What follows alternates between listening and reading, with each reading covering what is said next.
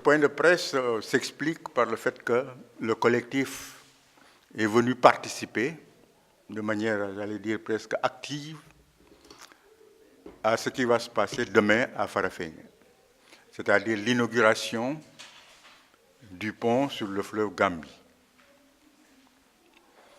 Cette participation également est justifiée par le fait que cette vieille revendication du pont sur le fleuve Gambie est une revendication, j'allais dire presque, de toutes les populations, aussi bien de la Casamance que du reste du Sénégal. Puisque la Casamance se trouvant pratiquement séparée du nord du Sénégal par la Gambie, il y avait beaucoup de difficultés pour aussi bien les passagers, pour le trafic, de sorte que le collectif en a fait pratiquement son cheval de bataille. Et aujourd'hui, on peut dire que c'est un vieux rêve qui va être réalisé. Parce que les populations vont être satisfaites d'une certaine manière par rapport à ce qui est considéré comme le désenclavement de la Casamance.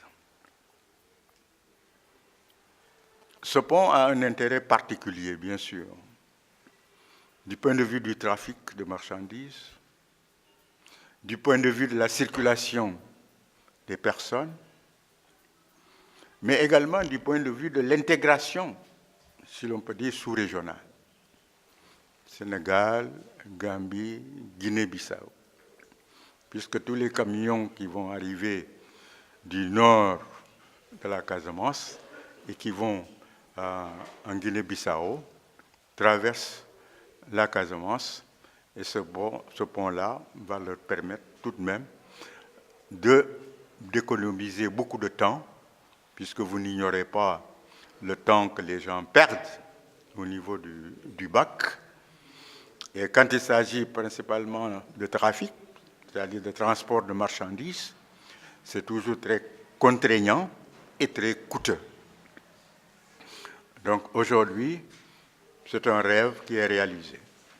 Et le collectif des cadres casamançais s'en félicite. Après avoir travaillé avec les régimes précédents, aujourd'hui, le régime actuel concrétise ce vieux rêve, cette doléance qui était devenue presque, j'allais dire, pressante